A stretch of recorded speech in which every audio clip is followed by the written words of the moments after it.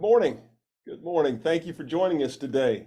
As we come back from the long Labor Day weekend, I want to take a moment to recognize and express our deeper appreciation for the talented and hardworking individuals who really make the Lowcountry go day after day. You know, Labor Day signals the close of our summer visitor season, and for many in our workforce, it's a day they're busy serving our thousands of guests. And as our guests choose to vacation here, and then we also select to provide the best service that we can provide to them each and every day. So a big shout out and a thank you to that hardworking group of talented individuals. You know, the Chamber is all about balance and balancing the quality of life for our residents while also ensuring the health and vitality of our economy that the visitors to our Lowcountry provide. One key initiative that we're kicking off is our annual resident sentiment survey on tourism, the largest survey of its kind in the region. And this week we're going to be deploying the survey, and we encourage residents to take a moment to share your thoughts. Your feedback is important as we work to shape the future of tourism in the Lowcountry. You know, before we dive into today's Power Hour, here's an interesting fact. Maybe you knew, maybe you didn't know. I didn't know, but that a Tesla charging station that you see at gas stations around the country can have as much drain on electricity pull as a 300-room hotel. For me, that really puts into perspective the kind of demand our power grid faces as the needs continue to grow. And while we're talking about power, I want to take a moment to acknowledge the incredible work of the team at Palmetto Electric, especially for their response during and after Tropical Storm Debby. While other areas in our country sometimes wait weeks for power restoration following a storm, Palmetto Electric ensured that the few residents overall that lost power had it back quickly. They're a model for excellence, and it's a testament to the culture of their entire team, from the CEO to the linemen on the ground. And so I want to give a big shout out and a thank you to our first speaker today, Berl Davis, who is the president and CEO of Palmetto Electric Cooperative. We appreciate your commitment to excellence. And Berl, we're delighted to have you here today with us, and looking forward to you sharing your insights. Thank you for joining us. Thank you, Bill. I appreciate those kind words that you gave to Palmetto. It's really an honor and a privilege to be here today, and really to be able to speak with two of the leaders in South Carolina as it pertains to the energy resources and the delivery of those resources that we need here in South Carolina, not just in the Lowcountry, but all over South Carolina. And so, Bill, I'd like to lead it off with just a little bit about just to remind people who Palmetto Electric is, and then some of the challenges that we have as we move forward, you know, in this transition to electrification of an economy, and the growth that we're seeing here in South Carolina, and also the entire region, southeastern region of the United States. But just as a quick overview, Palmetto Electric, of course, is electric cooperative. We are nonprofit, but we are a nonprofit corporation. And so we are owned by our members, and any profits that we make, we give back to our members in the form of capital credits. And so we're governed by a 12-member board from Beaufort County, Jasper County, and Hampton County, the three counties that we serve. And of course, the members elect our 12 board members that govern the cooperative. Palmetto Electric is a distribution electric cooperative, so that means that we provide the retail service to our customers / members that we serve in our area, in our service area. And we serve about 80,000. We have a little over 80,000 meters that we serve here again in Southern Beaufort County, Jasper, and Hampton counties. And And so really and truly, Bill, what our mission is, I know the mission is obviously to have competitive rates and reliable electric service, but really and truly, as you pointed out earlier, really Palmetto Electric's mission is really about making life better for our members in the areas that we serve and the communities that we serve here in the low country of South Carolina. There's really, Bill, there's four things that I focus on really just daily, and when it comes to running Palmetto Electric, and really the four things. First is customer satisfaction and providing excellent service. And recently we completed our annual ACSI survey, which is a national survey standard for customer satisfaction that we use.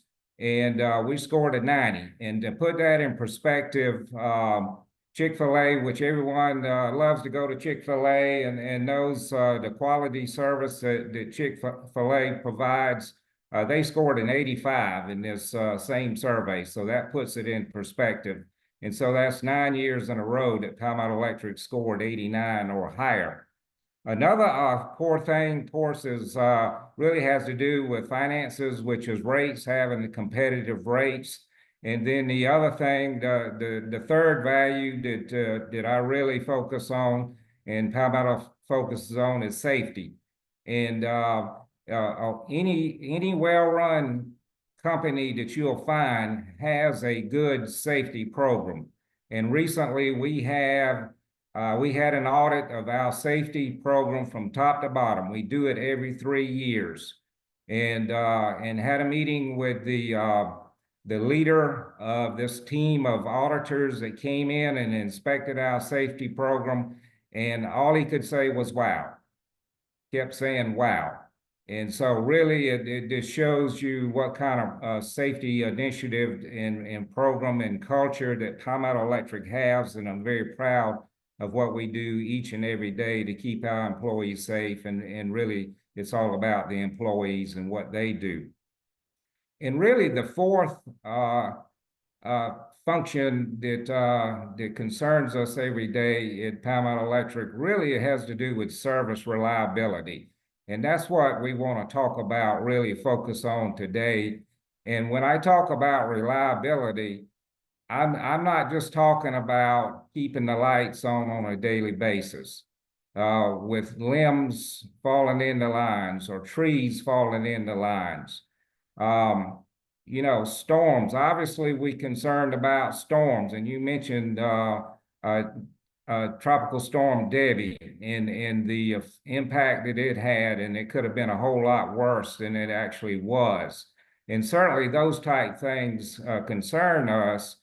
But really the one going forward is really having enough generation resources to provide electricity to our members on a reliable basis. And really there's challenges that we have not only in South Carolina, but also in this country, and it has to do with electrical generation of power.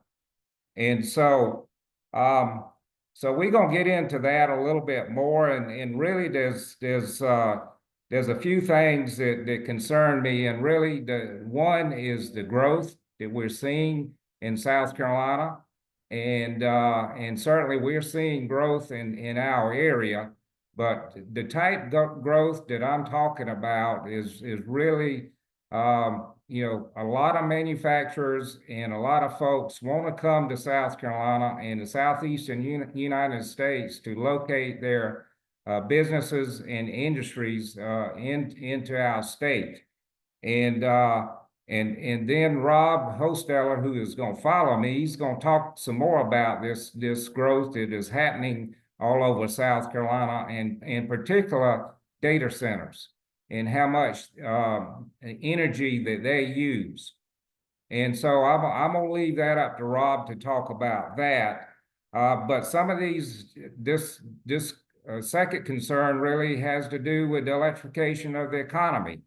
And you mentioned a Tesla supercharger and how much power or how much electricity that a supercharger, a class 3 supercharger that you were referring to, will charge up to 8 cars. And as you point out, how much electricity that they use. That we have to install a transformer the same size as you mentioned to serve a 300 room hotel. The same size transformer that would serve a Walmart, a large Walmart in our service territory. So that just puts it in perspective. A couple years ago, when we were coming through COVID and out of COVID, one of my annual meeting speeches that EVs there was a big push to movement towards EVs nationally. And I mentioned in my annual meeting speech then that EVs would account to 40 to 50% of new vehicles by 2030. Things have changed since then. That is slowing down. You are hearing the major car manufacturers around the country that are slowing down their manufacture of EVs. I've heard Ford here recently, they've stopped manufacturing several types of EVs that they originally had started manufacturing and moving away from EVs to hybrids. But we still have a big push for EVs, not only in this country, but in South Carolina. As we know, BMW is announced recently to start manufacturing a new EV in the upstate. They also partnered with a battery manufacturer to construct batteries for EVs in South Carolina. I know in the Low Country over in the Charleston area, there's a large recycling battery manufacturer is locating there. Volvo over in that same area is going to be manufacturing EVs. So I still think EVs are coming. But recently we did a survey along with our ACSI survey, and this is the kind of generally what you see and hear around the country and read on a daily basis. But this survey that we did last year, and we asked how many of our members own or lease an EV, and it was 7%. Last year, we asked, the next question was, how many intend to buy an EV in the next 5 years? And it was 16%. And how many have no plans to buy an EV was 72%. This year, the survey, which was completed several weeks ago, how many already own or lease an EV? Is the same 7% as last year. How many intend on buying a new EV in the next 5 years? And it dropped from 16% down to 8%. So it dropped in half. And no plans to purchase an EV is 80%.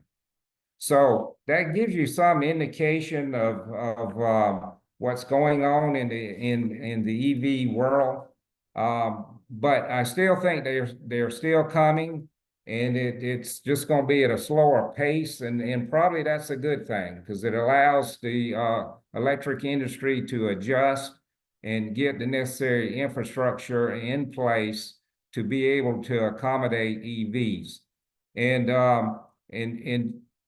one of the other issues that, of course, we have with EV construction is that actually, if everyone owned an EV in their neighborhood, the transformer capacity that we have, the existing transformer capacity, it would be a challenge to be able to serve those existing homes with the same size transformers. So we would have to upgrade transformers, and we may even have to upgrade the wiring infrastructure, underground infrastructure, overhead infrastructure, whatever it may be. And so that's some of the challenges that we have, and we're going to take an but at the same time, it's an opportunity to save on carbon and climate change and all those type things. So there are opportunities here for our industry, and certainly we will be prepared for. So I wanted to transition in now. I wanted to just give you a little bit of a feel for how we work with Palmetto Electric. Again, we're a distribution cooperative, and we own the substations, but we take power from transmission lines. And there's 19 electric cooperatives in South Carolina, and we own an entity called Central Electric Cooperative. And Central is led by Rob, and Rob's going to be talking to you to talk a little bit about the transmission network. And then after Rob is Jimmy Staton. Jimmy is the CEO of Santee Cooper. And Santee Cooper is a state-owned utility, of course, owned by the state of South Carolina. And Central buys 70% or 75% of its power from Santee Cooper.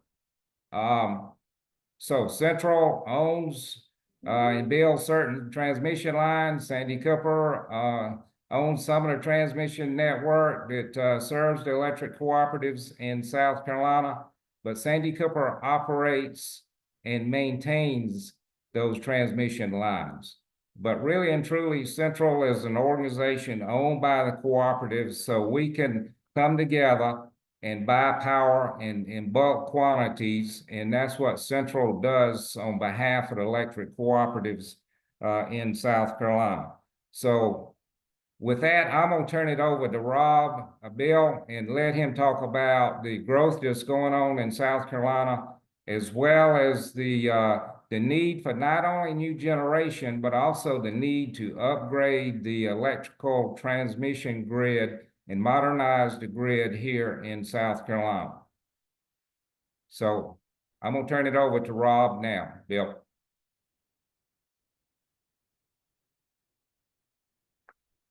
Okay, thank you, Berl. And as we're turning it over to Rob, I'd certainly like to say congratulations on your 90 score. And the comparison you made certainly puts that into perspective. Wow and reliability go right there together. So thank you for that. And we look forward to hearing from Rob. Yeah, thanks, Bill. Thanks, Berl. Hopefully everyone can hear me okay. So Berl, you set the stage very well, and I'm going to try to make that transition to Jimmy. But as Berl stated, Central's owned and provides power to all 19. There are 19 in our state distribution cooperatives in South Carolina, one of those being Palmetto Electric, where Berl is the CEO. The Central board is made up of 38 board members, 2 from each cooperative.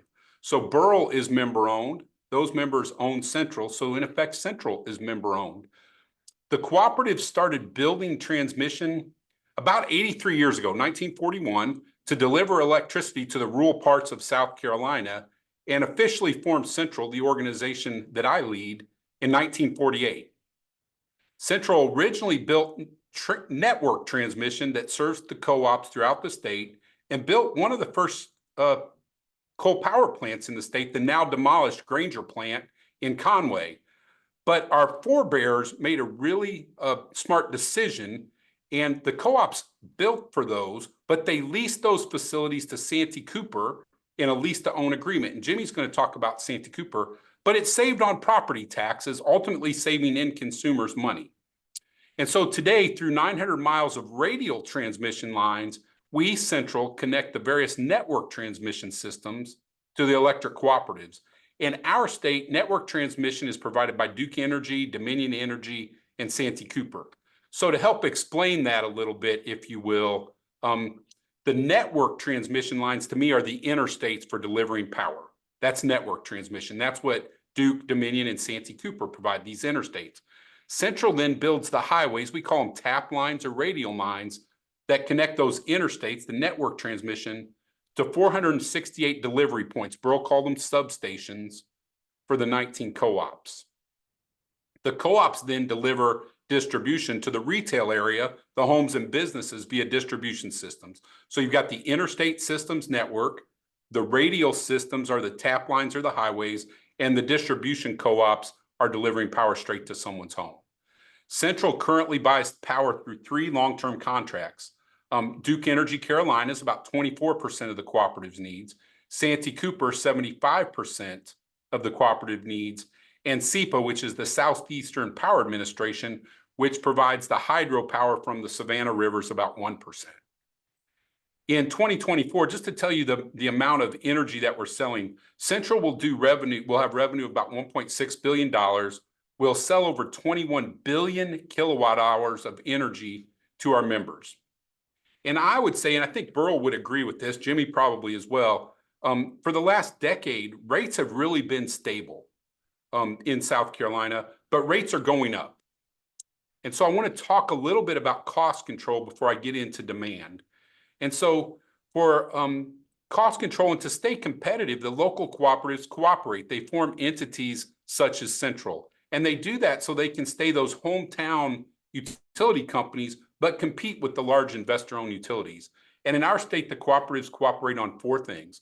One is a trade association, so training, government relations, legal advice, safety programs.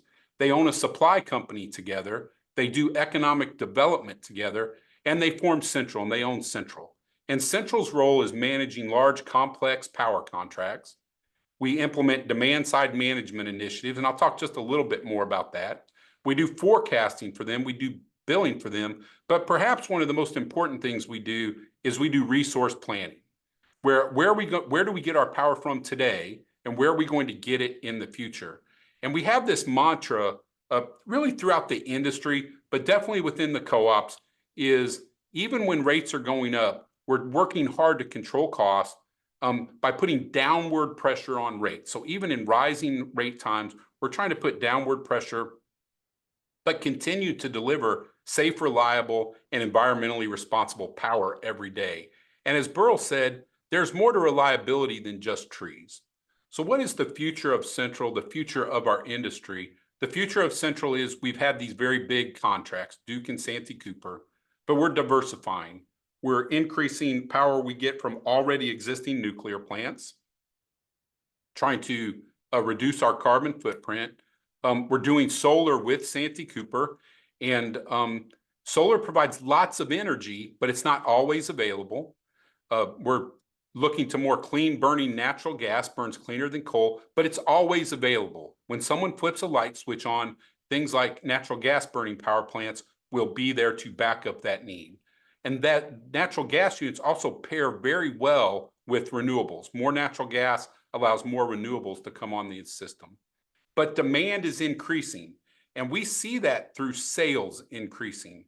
So as Berl said, electric vehicles are increasing, and Berl gave you some numbers for your area, but we did a survey. The numbers are still relevant, but one of the things I found most interesting, this is a number of years ago, we found that if someone owns 1 electric vehicle, so if they own 1, there's a 30% chance they own 2.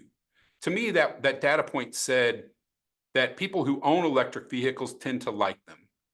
So Central has partnered with UC Davis, University of California, Davis. They've been leading this modeling of service territories and where electric vehicles are likely to come into various electric utility service areas. And what they're finding is the more affluent suburban areas will drive EV growth. And that to me is perfect for the Hilton Head Bluffton area, driving that EV growth in our state. Interestingly, electric vehicles are controllable load, meaning that we can control when things charge through charging stations. We can manage that load over 24 hours. It drives sales, but not necessarily peak. That is, unless someone is traveling. And when they're traveling, they want to charge their car whenever necessary, versus when they're just driving around their home. Perhaps they don't mind charging in the evening or charging in what we call off hours. So we see electric vehicles driving sales and people using their electric vehicles for traveling, driving peak. But we're waiting to see in South Carolina, we have one of the biggest, on a per capita basis, one of the biggest used market categories. And so one of the things I think is going to be interesting is Are we going to develop a used EV market in South Carolina? And will we see more adoption as more what I'll call pre-owned electric vehicles are used? The other thing that's happening in our state that's driving electricity need is electrification of various industries. Just industries trying to move away from using natural gas, using any kind of fossil fuel, and instead trying to electrify their industries. Then third, as I said, the co-ops cooperate on economic development. And 2023 was a record year. And really, since I've been here, I've been in South Carolina about 10 years, we just see record years year after year. And for instance, we see data centers. Meta announced in Aiken County is going to be co-op served, just announced last week. Google has been around for quite a while and served by Berkeley Electric. Volvo served by Edisto Electric. Samsung served by Newberry County. Hyundai in Savannah was probably going to bring lots of opportunities to the area. We saw that with BMW. BMW is not served by electric co-ops, but the suppliers to BMW have come to co-op territory. And so we believe the Hyundai plant in Savannah will bring opportunities for commercial loads, industrial loads down to the Hilton Head area, Bluffton area. But let's talk specifically about data centers. And this is one point that I find particularly interesting. A typical Google search, something we've all been doing for years, takes about a kilowatt hour of energy for a typical Google search. What's a kilowatt hour? It's 10 light bulbs in your home running for about an hour. And the AI search, so artificial intelligence search, where you're asking it to do a little bit of analytics, takes about 9 kilowatt hours of energy. That's a typical home for about an hour. So we're going from a Google search, just running light bulbs, if you will, to an AI search that takes what a typical home would use. But I also find interesting, those are the things we as consumers want. We want those things. So we're going to see data centers, AI data centers spread. In South Carolina, I saw recently, though it's nothing official because they like to remain relatively secret, but about 13 data centers are kind of looking to our state right now. But you can compare that to Northern Virginia, 300. Phoenix, Arizona, they're looking at 80 just in the Phoenix area. The Atlanta area, 80. But these data centers are going in all over the country, and that's causing a rise in power consumption. They aren't like charging an electric vehicle where I need to charge now, but I'm going to use it. They are running consistently, and their load factors, the time that they're on, run in the high 90, doesn't reach 100%, but high 90 percentiles of when they need their power. So if we want the power to stay on, we need new power plants. And really, I would say we need them fast. So now I'm setting the stage for Jimmy. Jimmy, it's about your turn. But people can choose when to use their own power. And I think you're going to start to see incentives out there from utilities to say, how can we, the typical consumer, slow the need for power plants when we've got AI and data centers driving that need? And again, I would tell you, perhaps we as individuals have the ability to slow but not stop, choosing when to charge a vehicle, when to do things in your home, like maybe dry your clothes, preheating or pre-cooling your home so you're not running on peak. And really any electrical device, deciding when you can choose it. And I think you're going to see a lot of companies try to help consumers control when they use electricity. But as I said, that's slow the need for power plants, but not stop. And in South Carolina, that's where we're at. So I'd like to introduce my friend Jimmy Staton, who's going to talk a little bit more about power plants and our need for power plants. So Bill, thank you very much. And at this point, I'll turn it over to Mr. Staton. Thanks, Rob. Really appreciate the introduction. Appreciate the opportunity. First of all, I should say good morning to everyone. Thank you all for joining us virtually. Thanks for the opportunity for the three of us to talk with you all. And while it feels like there's three separate groups here, and there are three separate groups here, we are wholly integrated. Berl Davis sits on the board of Santee Cooper. So not only is he the CEO of Palmetto Electric, but he sits on the board as an ex officio member of Santee Cooper.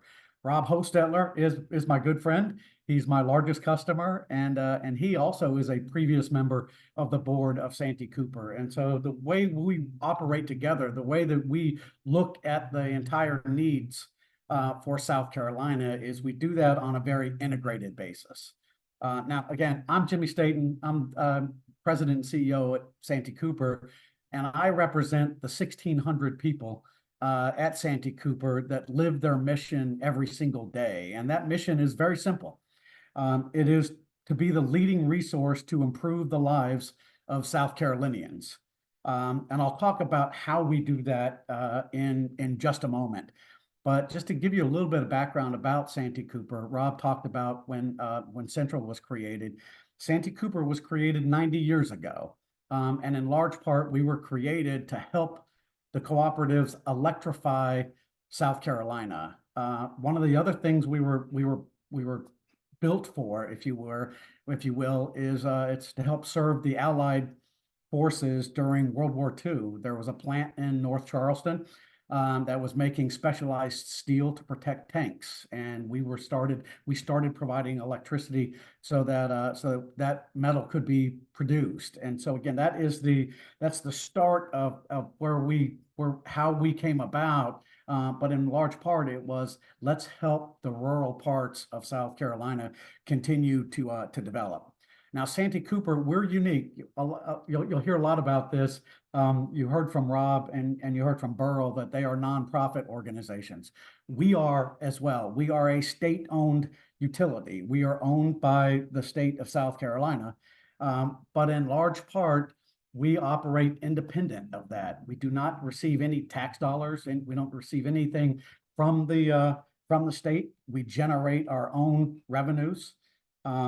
We borrow our own money to make investments in our infrastructure, generation and transmission. We'll talk a little bit about that in just a second.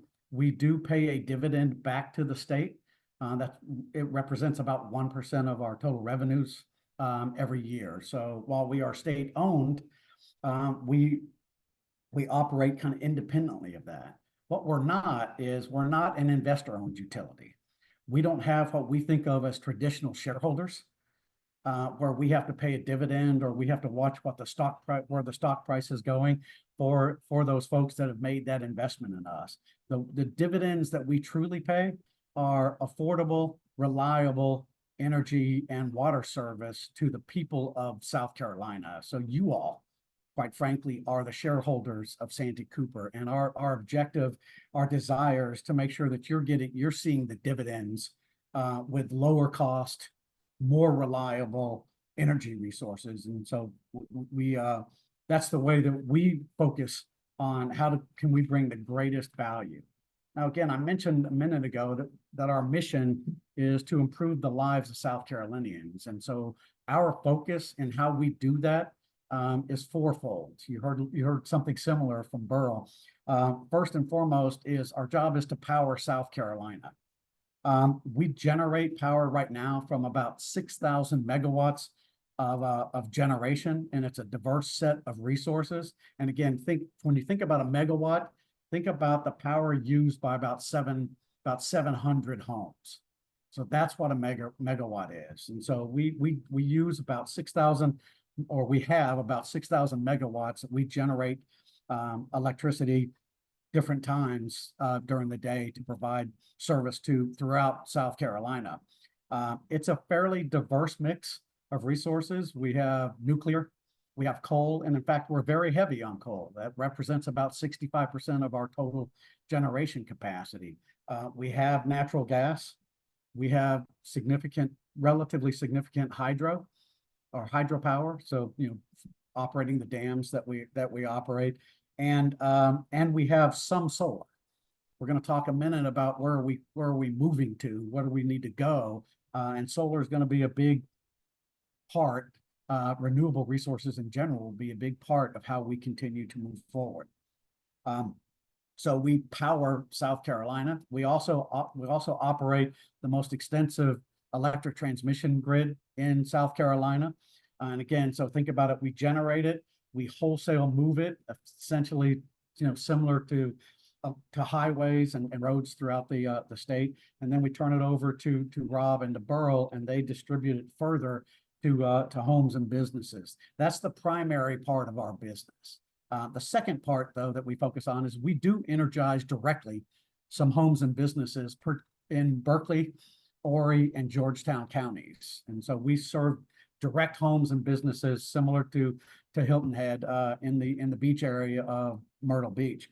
Our focus there is very similar to what Berl was talking about. Our focus is reliable, affordable, resilient energy, focused on how do we address the growing needs of that area as well, because as you all know, all of South Carolina is growing pretty rapidly. The third area of focus for us is we hydrate communities.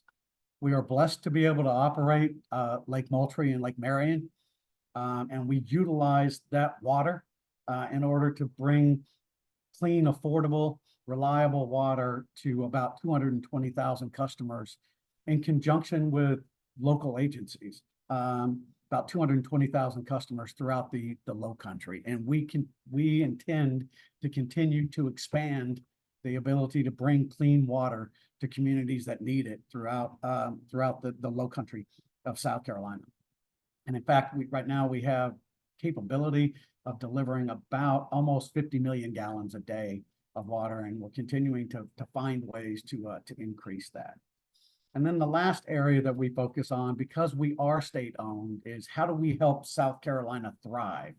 And we do that in a number of ways. Number one, again, I mentioned the water plants or the water that we operate today. Those are also great recreational opportunities, and so we bring in a lot of tourism dollars into the state, almost $500 million related to our operation of the lakes.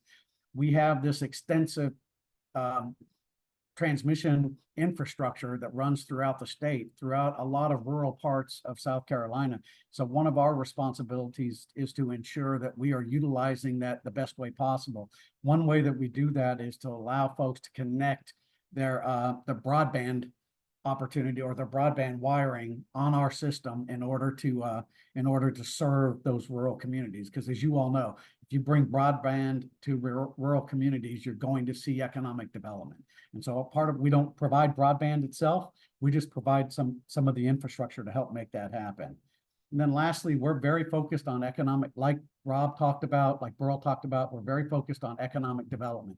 We provide a lot of grants and loans throughout the state in order to provide economic opportunity. We also had the opportunity to acquire the land that Volvo operates on right now. And so we call that area Camp Hall.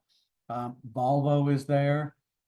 Redwood Materials, who is the company that is a battery recycling business that Berl mentioned, they're located at Camp Hall. VC Blocks, who is bringing communications technology throughout the state of South Carolina, they're located at Camp Hall. So it's a commerce center that was developed by Santee Cooper, but in conjunction with Berl Electric, Edisto Electric, the county of Berkeley, and others throughout the state that helped bring all of those businesses to South Carolina.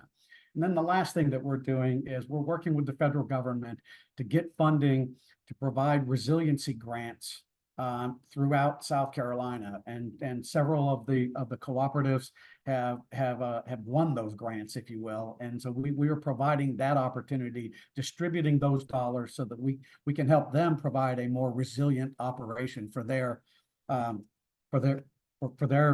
members throughout the state. So that's who Santee Cooper is. That's what we focus on. But as Rob mentioned, and Berl, the state is growing like crazy. Reindustrialization has come to South Carolina. We're seeing great opportunities to bring new businesses like BMW, like Volvo, like others into the state. But as people flock to West Virginia, as businesses South Carolina, as they flock to South Carolina, we're starting to continue to see data centers follow behind that. Rob gave you all a great description of the power usage of data centers. I do think that information technology is necessary in order to continue to attract new businesses and new people to South Carolina. So we have worked in partnership with Central and the cooperatives on a plan our plan. We call it our integrated resource plan. What's the roadmap for what new resources do we need to bring to South Carolina so that we can continue to ensure the reliable energy that Berl talked about? And so part of that plan, and I'm going to break it into two parts. One is Rob mentioned always on capacity. I call it dispatchable capacity. That is, you can adjust it up and down as you need to. I'm going to contrast that with energy, which is generally what we see from renewables, like solar or like wind. They're on when they're on, but when the sun's not shining, they're not providing energy at that moment. And so we've got to have dispatchable capacity to pair with that energy so that we can bring the lowest cost and the most reliable service to the table. And so when we think about that roadmap going forward, we're talking about bringing 1,000 megawatts of new natural gas combined cycle plants. That is the most efficient natural gas technology you can bring to the table right now. We're going to do that in conjunction with Central. We're going to do it, but we're going to build it in conjunction with Dominion so that we can take advantage of the economies of scale and reduce the cost of that. Because as Rob mentioned, our jobs, all of our jobs, is to make sure we keep downward pressure on pricing for all of our customers. So that we're also going to have to make some investment in combustion turbines around the state, and that's just those are plants that you can turn on and turn off quickly in order to meet peak needs. But again, those provide dispatchable capacity to you. We're also going to be bringing about 300 megawatts of battery power to the table. So while that doesn't provide a lot of energy, you can charge those batteries and then you can pull from those batteries when you need the capacity, like what we needed on December of 2022, Christmas Eve, December 2022, when the state was really challenged. And then on the energy side, we are very focused on ensuring that we're moving away. We're reducing the use of fossil fuels as much as we can, and bringing renewable resources to the state. So in conjunction with Rob, and Rob mentioned this, we're bringing about 2,100 megawatts of solar to the table over the next 7 to 10 years. So we will be working with third parties to bring additional solar resources to the table so that we can meet all of the ongoing needs. Now, I would be remiss if I didn't mention, so that's on the generating side. We need to bring that capacity to the table, but we also need a more robust transmission system in order to be able to ensure that we can move that electricity around the state effectively. You're not going to put solar necessarily where you had a gas plant, for instance. You're going to distribute it where it makes the most sense. So if we're going to have a more distributed network, we need a more robust transmission system. And so we're working with Rob and his team to make sure that we're making the best investments to create a more robust system. I think of it as right now we operate with a lot of state roads. We might need an interstate highway in order to move some of that electricity around. So that's where our focus is as we look forward, as we look to continue to deal with to address the growth in South Carolina. We do it in conjunction with our largest customer. We do it with other stakeholders so that everyone has a voice, and we're trying to bring an all of the above approach for new generation to South Carolina. And with that, Berl and Bill, I'll conclude my remarks, and we can open it up for any other comments or questions. All right. Thank you, Jimmy and Rob and Berl. It's been a very informative morning. If you have time, we have a few questions I'd like to ask coming from our listeners. The first one's coming from John, and John is asking, has a conversation started around virtual power plants as a way to promote solar and allow Palmetto Electric or others to draw during the times of high loads?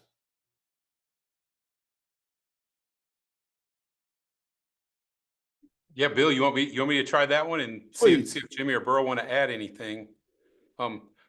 Virtual power plants means someone aggregating the end consumer's ability to reduce their power, but being able to prove it. So we call it virtual, which I will tell you, people in the industry are starting to take exception to because they're not real power plants. As Jimmy said, we've got to build some new power plants. But the idea is, can we do things as individuals to control load so that we don't need to build as much power plants or as new power plants as possible? And you see some big industries getting into this. Some of the car manufacturers, General Motors actually formed a utility division. Google owns Nest. And I don't think it's too far a stretch to say they want to be able to control and aggregate HVAC systems.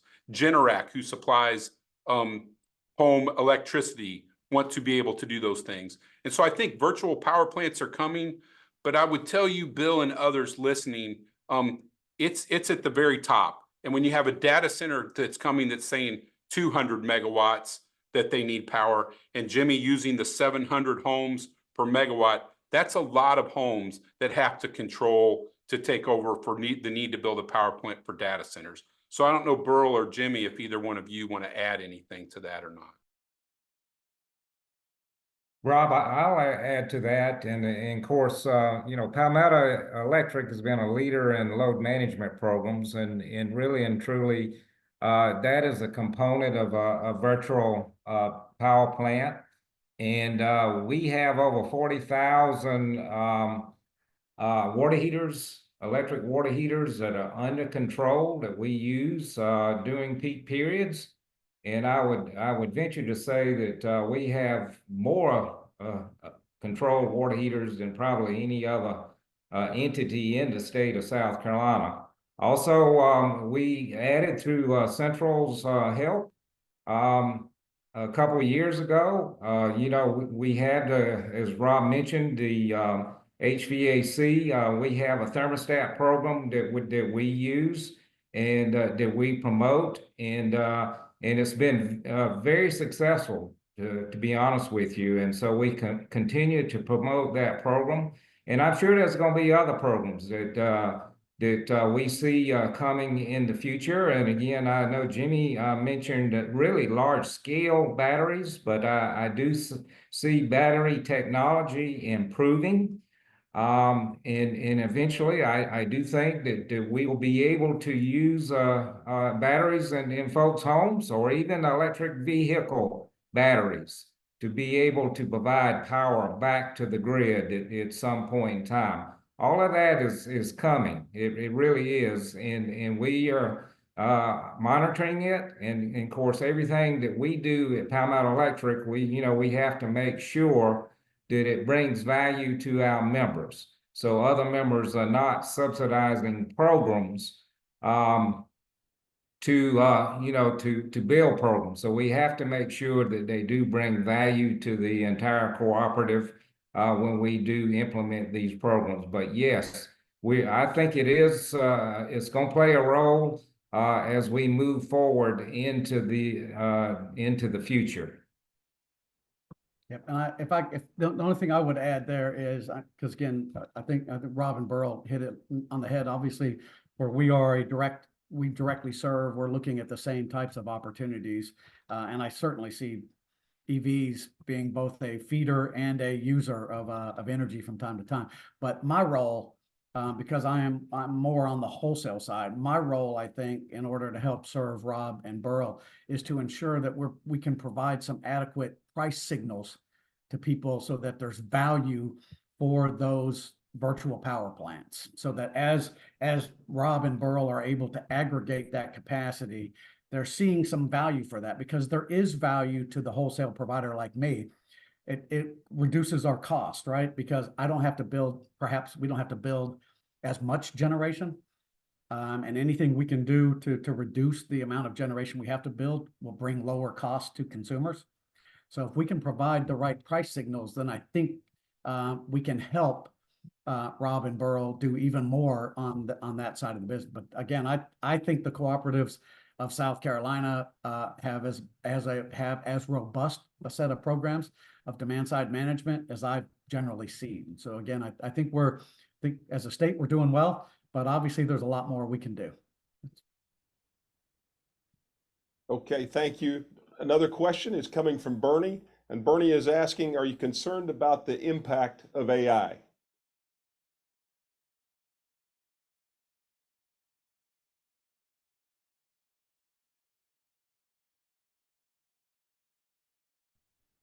Rob, you're muted. Yeah, let me unmute. Yeah, Bill, I guess to go first, I'm more excited about AI and what AI can do. I think when we talk about things like virtual power plants, and as Jimmy said, we already, through programs like Berl, we can control 150 megawatts of demand side management. We haven't called them virtual power plants because we don't have that feedback loop. And FERC, the federal government's going to say, if you want to consider it a power plant, you have to have a feedback loop that really demonstrates you're doing it. But we today can control about 150 megawatts. I think things like AI only make that better. So I would say I'm not concerned about AI and the Terminator type AI. I'm more excited about it and what it can do for our country. And as Jimmy said, I want to drive home. I think if your state wants to remain competitive in the future for all industries and consumers, they're going to want that AI closer to home. They want to be close to those things. And so we need data centers. We need AI data centers close if we want to stay competitive. So Berl, Jimmy, I don't know if either one of you would like to add anything. Berl, were you going to? I'll let you go move first if you wanted to, or no? Okay.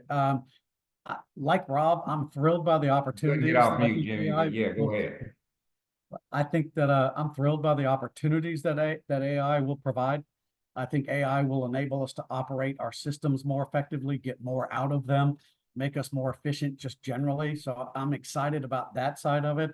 Obviously, we also operate along with Rob. We operate what we think of as critical infrastructure. And so AI from a cyber protection perspective, that probably scares me a little bit. And so I want to make sure that as Rob said, we have as much AI technology on our side of the table to be able to fend off some of those potential cyber issues. But overall, I think AI is going to provide a heck of a lot more benefit than there are concerns about AI.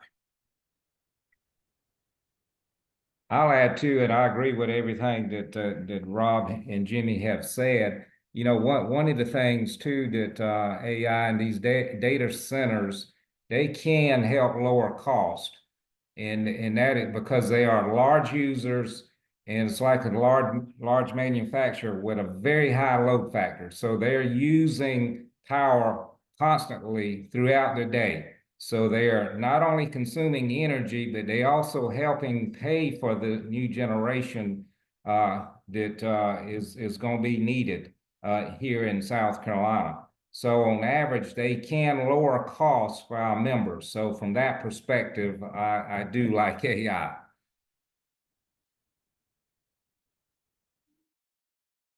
Okay. All right. Thank you. A couple more questions and we'll wrap up. The next one's coming from Joe. And Joe is asking, what is the estimated cost to meet the future energy needs of development in our state? Joe, first, thank you for the question, Bill. That's a good question. That's tricky. Average cost for development, I would tell, as Berl said, rates are going up. Inflation has gone up. The price to build power plants have gone up. But the economics of our older plants are also starting to struggle. And so the price of development, I would just tell you, I think of it as energy prices. And energy prices are going to go up and typically have gone up with inflation, perhaps just a little bit lower than inflation. And I might explain it that way. Jimmy, Berl, it's probably right in your wheelhouse to help as well. Yeah, right. Our intent at Santee Cooper is to keep any rate increases over time below the rate of inflation. And obviously, you know, inflation at 8% isn't what we were thinking about. We're thinking about regular inflation. Our intent is to, and I think we can do that. This is an interesting time, and I think it's an incredible time, both for the electric grid in South Carolina, but for the state of South Carolina. We will be building all of this infrastructure in the midst of growth, very significant growth. And that growth will have a tendency to dampen the overall impact on the necessary infrastructure. And again, these are long-lived investments, so we're not going to be recovering all of them in any single year. We'll be stretching those costs out over time. It's significant. I estimate, this is my estimation, it's not a state estimation, but I think we're going to have to spend across the state of South Carolina, including Santee Cooper, Central, the Duke, Dominion. I think we're going to have to spend in excess of about $20 billion over the next 10 to 15 years. But again, I think we can do that while keeping rates, the impact on rates, relatively modest, because we have that opportunity to build into a growth environment. All right, thank you. Our last question is coming from Sharon, and Sharon's asking, what area will you build a new power plant? Jimmy, that's probably Yeah, I let was you gonna say take that one. That one sounds like me. The natural gas fired plant that we're talking about, we plan on building in Kennedy's. It's a site of an old coal plant. So it's effectively a brownfield site that already has a lot of infrastructure there. And so that is where we would build the larger natural gas plant. As we think about the challenge of getting more natural gas into South Carolina, when we talk about combustion turbines, they too will use natural gas. We expect that those will be placed closest to the pipelines, and most of those pipelines run kind of on the outer edge, the western edge of South Carolina. So we would expect to see those there. Solar, on the other hand, I think those are going to be dotted throughout the state. I think where there's good sun, available property, and access to the transmission grid. I think so you're going to see a more distributed set of resources when you think about adding solar and natural gas at different areas of the state. Rob, I don't know if you have anything to add to that. The only thing I was going to mention, just for everybody's benefit, Jimmy referred to Kennedy's. That is an old coal plant site in Colleton County, just north of Walterboro, to give you some perspective, location where it would be built. Jimmy referred to build natural gas and the need for natural gas in South Carolina. And that is something that is vitally important, because you can't build a new natural gas fired plant without gas, of course. And South Carolina is limited, especially in the low country, in the Midlands and low country of South Carolina. We don't have adequate capacity of natural gas in South Carolina to be able to operate these plants. So those lines will have to be built.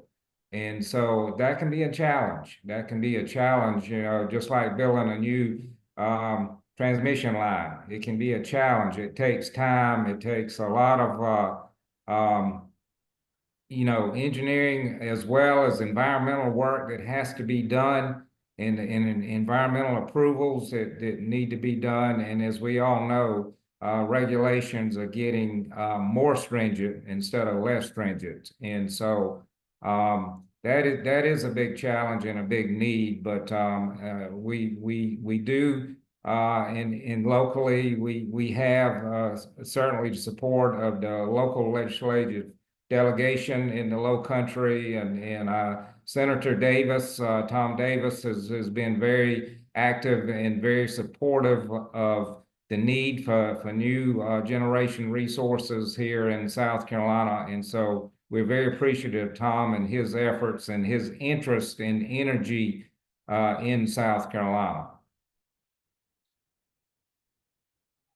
Berl, Rob, and Jimmy, thank you. It's been a terrific discussion this morning.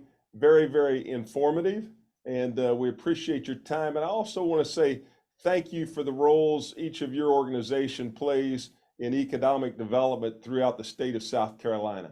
And when you start thinking about BMW or Volvo or Samsung, those are Google, those Meta, I guess, too, throw that one in.